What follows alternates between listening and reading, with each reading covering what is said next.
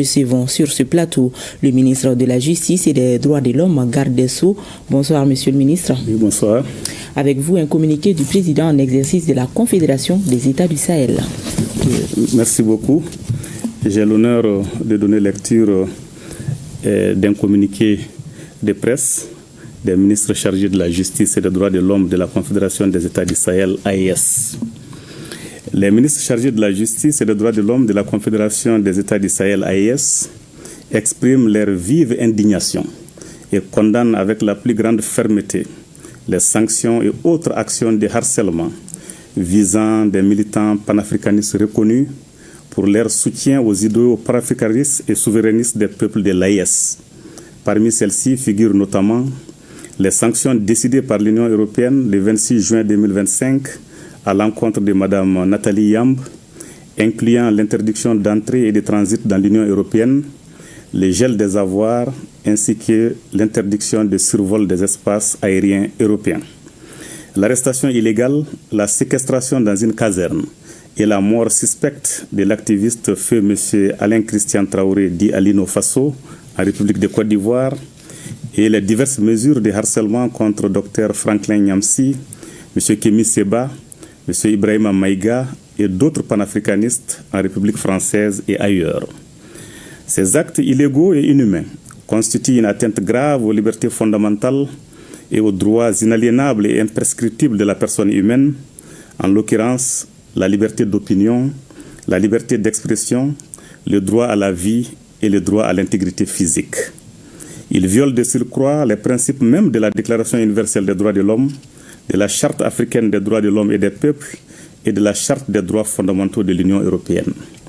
Ces sanctions, présentées sous le prétexte fallacieux de la lutte contre une prétendue influence extérieure, et ces actes ignobles ne sont en réalité qu'une tentative de museler les voix africaines qui revendiquent la fin du néocolonialisme et la construction d'un ordre international plus juste et équitable.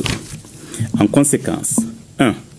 Tout en présentant leurs condoléances émues à la famille et aux proches de feu M. Alain Christian Traoré dit Alino Faso, ainsi qu'à tous ceux qui partagent son combat. Les ministres de la Justice et des Droits de l'Homme de la Confédération des États du Sahel exigent des autorités ivoiriennes une enquête transparente et diligente pour faire toute la lumière sur les circonstances très troubles de sa mort tragique afin que les auteurs, co-auteurs et complices de sa disparition répondent de leurs actes. 2. Ils expriment leur entière solidarité avec Mme Nathalie Yamb, Dr Franklin Nyamsi, M. Kémy Séba, M. Ibrahima Maïga et tous les panafricanistes persécutés, dont le courage et l'engagement incarnent la volonté des peuples africains de recouvrer pleinement leur souveraineté. En outre, ils demandent aux autorités françaises de respecter les valeurs et principes qu'elles ne cessent d'instrumentaliser pour déstabiliser l'AES. 3. Les ministres chargés de la Justice et des Droits de l'Homme de la Confédération AES condamnent les décisions arbitraires de l'Union européenne et les actes ignobles ayant coûté la vie à feu M. Alain Christian Traoré dit Alino Faso, décisions et actes contraires aux principes du droit international et aux valeurs universelles qu'il proclame.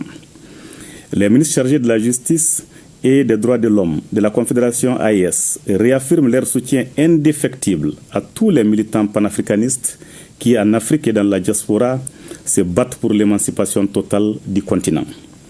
Les ministres chargés de la Justice et des Droits de l'Homme de la Confédération AES appellent les organisations et les peuples africains à renforcer leur unité et leur solidarité face aux tentatives extérieures d'intimidation et de répression.